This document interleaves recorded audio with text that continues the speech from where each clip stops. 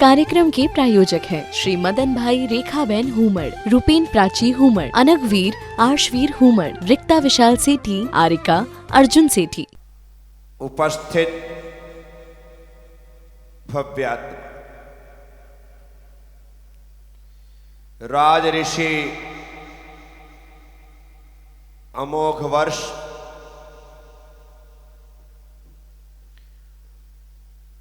प्रश्नोत्तर रत्नमालिका की 27वीं गाथा में कहते हैं, दानम प्रियवाक्य सहितम ज्ञानमगर्वम क्षमान्वितम शौर्यम त्याग सहितम च वित्तम दुर्लभ में तच्चतुर्भद्रम। चार ही भद्र है, चार ही कल्याण करने वाले पदार्थ हैं। पहला प्रिय वचनों के साथ दान।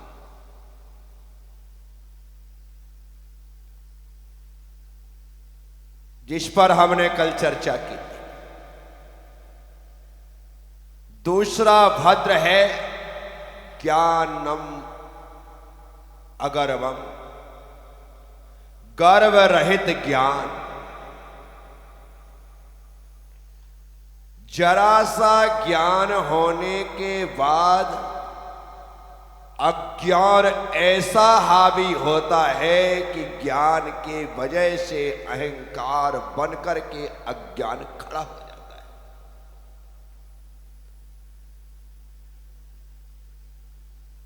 अज्ञान है क्या? अहंकार है क्या? जहां अज्ञान है वहां अहंकार है, जहां अहंकार है वहां अज्ञान है। दोनों एक ही है, नाम अलग अलग। क्योंकि अज्ञानी ही अहंकारी होता है, ज्ञानी तो हमेशा विनयवंत होता है। ज्ञानी को झुकने में आनंद आता है और अज्ञानी को अकड़ने में आनंद आता है।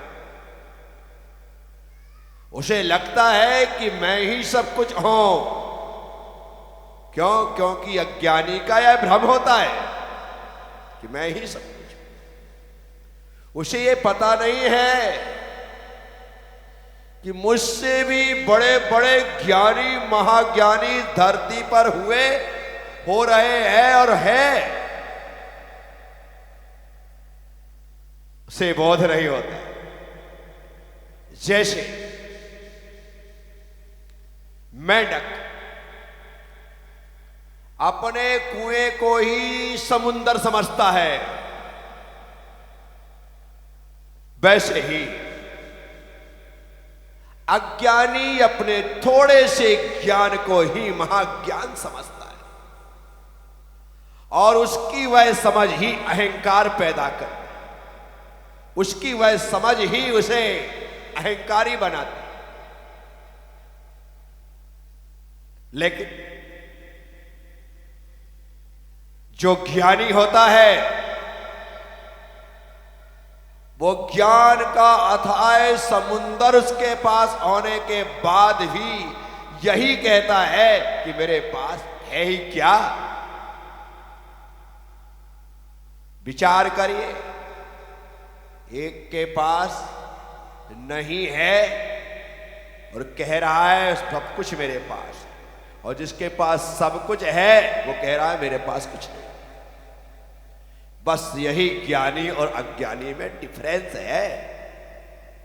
धन दौलत के साथ भी ऐसा ही है, रूप पद आदि के साथ भी ऐसा ही है, रिद्धि सिद्धि के साथ भी ऐसा ही है। जहां पर मुझे लगे कि मेरे पास सब कुछ है मैं उतना बड़ा ज्ञानी, जहां पर मुझे लगे कि मेरे पास कुछ नहीं है वो उतना बड़ा ज्ञानी। हकीकत है यह। ज्ञानी सब कुछ पाने के बाद भी कहता है कि अभी मैंने पाया ही क्या है, बहुत कुछ बाकी है, अभी तो यात्रा जारी है। जब तक यह यात्रा केवल ज्ञान में परिवर्तित ना हो जाए तब तक मैं तो अज्ञानी ही हूं। इसलिए तो 12वें गुण स्थान तक के जीवों को भगवान ने अज्ञानी कहा है, आचार्यों ने अज्ञानी माना। 12वां गुण स्थान पर पहुंच गया, इसके बाद सीधे केवल ज्ञान होना है। लेकिन 12वें गुण स्थान में छायोपसमिक ज्ञान है, इस कारण से वहां पर भी वह अज्ञानी ही है।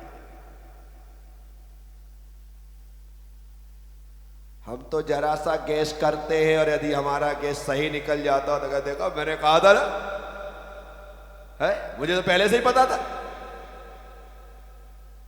एक मना पर्याय ज्ञानी है, और मना पर्याय ज्ञानी में भी विपुल मती मना पर्याय ज्ञानी, जो हमारे मन की हर प्रकार की अक्र बक्र जैसी भी बातें हैं वो सब जान लेता है। लेकिन भगवान कहते हैं ये भी अज्ञानी है, और हम तो सिर्फ गैस करते हैं और उसमें ही अपने आप को ऐसा समझता है कि अरे देखा मैं तो जब भी जो कहता हूं ना सही कहता हूं।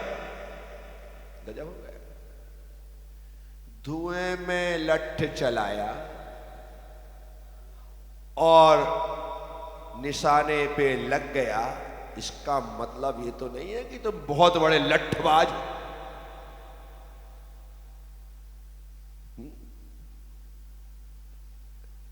अंधेरे में तीर छोड़ा और निशाने पे लग गया, इसका मतलब तो ये नहीं है कि तुम बहुत बड़े तीरंदाज। ये तो संयोगिक था, और संयोग को तुमने अपनी सफलता मान ली। इन संयोगिक ज्ञान वालों के लिए, संयोगिक उपलब्धि वालों के लिए, संयोगिक सफलता वालों के लिए मुस्लिम फकीर शेख सादी ने एक बात बड़ी प्यारी कही। देखिए, एक पतली सी किताब है गुलिस्ता, जिसमें वे कहते कि एक बार कोई अच्छा काम हो जाए तो होशियारी दिखा करके उस काम को दोबारा मत करना। यदि कोई एक काम अच्छा हो जाए, उस काम को दूसरी बार होशियारी दिखाते हुए मत करना, क्योंकि जरूरी नहीं है कि दूसरी बार भी वैसा ही संयोग बैठे और वह काम अच्छा हो जाए। तो साफ तौर पर मनाही की है। और जितने लोग अपनी थोड़ी सी उपलब्धि पर अहंकार कर रहे हैं, वे लोग अज्ञानी हैं। ज्ञानी के भीतर अहंकार नहीं होता। अहंकार का मतलब है अंधकार, ज्ञान का मतलब है प्रकाश। ज्ञानी के भीतर अहंकार नहीं है, इसका मतलब उसके भीतर अज्ञान का अंधकार नहीं है। उसके भीतर ज्ञान का प्रकाश प्रकट हो चुका है। अंतर मन के किसी कोने में अंधकार की कोई झलक भी दिखाई नहीं दे रही है, एक लकीर भी दिखाई नहीं दे रही है। पूरा अंतःकरण प्रकाशित हो चुका है। अब जहां प्रकाश ही प्रकाश हो, वहां पर अहंकार कैसे ठहर सकता है? रात गहन अंधकार होता है, पौ फटती है, और अहंकार सूर्योदय के पहले ही गायब हो जाता है। ज्ञान की पौ फटे, सम्यक ज्ञान आत्मज्ञान प्रकट हो, उससे पहले ये अहंकार आदि तिरोहित हो जाते हैं, समाप्त। साथी, ज्ञानम अगर्वम, ज्ञान गर्व रहित होना चाहिए। यदि तुम्हें तुम्हारा ज्ञान गर्वीला बना रहा है तो गर्वीले होने के बाद गुरुवीले होने में देर नहीं लगेगी। गुरुवीला एक कीड़ा होता है जो गोबर में होता है। इसलिए मैं आपसे कह रहा हूं, गर्वीला क्या होना, किस बात का गर्व करना? ज्ञानम पूजाम कुलम जातिम बल मृत्युम तपो बपू अष्टावासित मामितम स्मर माहुरपतगस में आचार्य समंत वंश स्वामी कह रहे 8 मद है। इन 8 मदों में हमारे पास ऐसी कौन सी चीज है जिस पर हम गुरूर कर सके? ज्ञान, पूजा, कुल, जाति, बल, रिद्धि, तप और खूबसूरत शरीर। इन 8 चीजों में कौन सी चीज है जिस पर तुम इतरा सकते हो? बताओ। है कुछ इतराने जैसा? परंतु कुछ ना होने के बाद भी तुम इतराते तो हो ही, लेकिन भौरों की तरह मंडराते भी हो जबरदस्ती में। औकात जरा भी नहीं है, स्थिति जरा भी नहीं है, और लगता है कि मैं ही सब कुछ हूं। जरा से नए कपड़े पहन लेते हैं आदमी, अपने आज तो मैं बहुत अच्छा हूं। जरा सा नए कपड़ा, आदमी भीतर तो देख वो तेरी सूरत शकल कैसी है, वो तो चेंज नहीं कर सकता। ये कर सकता है? कपड़े चेंज कर सकते हो, सूरत शकल चेंज नहीं कर सकते। साथियों, ऐसा मुझे कुछ भी दिखता नहीं है जिस पर गर्व किया जा सके। अपने बाप बैठे हैं हर क्षेत्र में, ज्ञान के क्षेत्र में, पूजा के क्षेत्र में, प्रतिष्ठा के क्षेत्र में, कुल के क्षेत्र में, जाति के क्षेत्र में, बल के क्षेत्र में, शरीर के, एक से बढ़कर के एक। क्या लगे हम? है कुछ? धूल के बराबर भी नहीं है।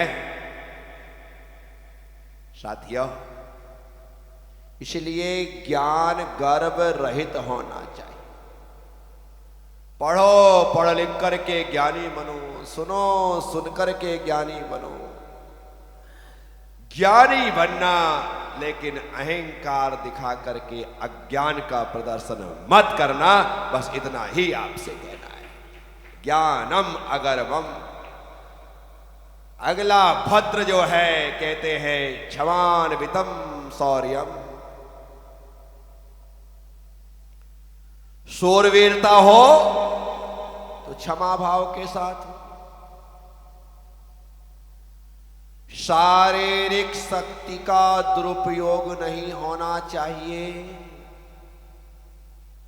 कि हम अपने से छोटों को दबाएं, हम अपनों से कमजोरों का फायदा उठाएं। नहीं, क्षमान्वितम शौर्यम, क्षमा सहित शूरवीरता। गलती हो क्षमा करना सीखिए। इसलिए कहा है क्षमा बड़न को चाहिए, छोटन को उत्पात। कहा हरि को घट गयो जो भृगु मारी लात। कहानी है, हरि मतलब विष्णु, भृगु मतलब एक ऋषि, जिन्होंने भगवान विष्णु को लात मार। मारने वाले ने मारने का काम कर लिया, लेकिन जिसे मारे गई उसने कोई प्रतिकार नहीं किया। कहा हरि को घट गयो जो भृगुमारी लात। भृगु ऋषि ने यदि लात भी मार दी है तो भगवान का क्या घटा?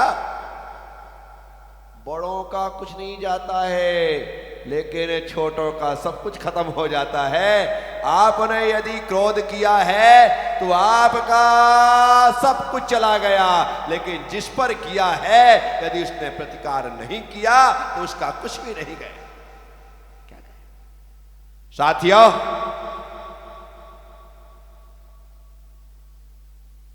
बड़ों को तो हमेशा क्षमावान बन करके रहना, जीना चाहिए। तभी जाकर के वे बड़े कहलाएंगे। छोटों की तरह बड़े भी यदि क्रोध में, कसाय में, मान में, अहंकार में, अभिमान में तने बैठे रहे तो बड़े होने के लक्षण दिखते नहीं हैं। बड़ा वही है जो हाथ जोड़ करके खड़ा है, जिसके भीतर क्षमा करने का भाव ही नहीं है, जिसके भीतर क्षमा करने की हिम्मत ही नहीं है, जिसके पास हाथ जोड़ने की ताकत ही नहीं है, ऐसा व्यक्ति कभी बड़ा नहीं हो सकता। बड़ा तो वो है जो गुणों से संपन्न होने के बाद भी विनयवंत बना रहता है, या यूं कहे जितने गुण बढ़ते जाते हैं वह उतना विनयवंत होता चला जाता है। फलदार वृक्षों को देखो, तुम्हारे चारों तरफ संतरे की खेती होती है, संतरों के बगीचे हैं चारों तरफ। सोयत तरफ जाओ या पिड़ावा तरफ जाओ, इकलेरा तरफ जाओ या बारा तरफ जाओ, कोटा तरफ जाओ या भवानी मंडी, रामगंज मंडी तरफ जाओ, कहीं भी जाओ, चारों तरफ खेतों में संतरों के बगीचे लगे हैं। और जब संतरे आते हैं तो इतने आते हैं, इतने आते हैं, इतने आते हैं, इतने आते हैं कि उस किसान को पेड़ को बचाने के लिए टेके लगाने, बोलो हाँ या ना, टेका लगाना। वो जितना फलता है उतना झुक रहा है, दिगालें जमीन को छीने लगती हैं। ये विनय का सर्वश्रेष्ठ उदाहरण है कि वह गुण फल से पेड़ लदता है और जमीन को छूता है। यह आत्मा गुणों से भरती है और सबके सामने हाथ जोड़ करके विनयवंत हो जाती है। इस कार्यक्रम के प्रायोजक हैं श्री मदन भाई रेखाबेन हुमड़, रूपेन प्राची हुमड़, अनगवीर आर्शवीर हुमड़, रिक्ता विशाल सेठी, आरिका अर्जुन सेठी।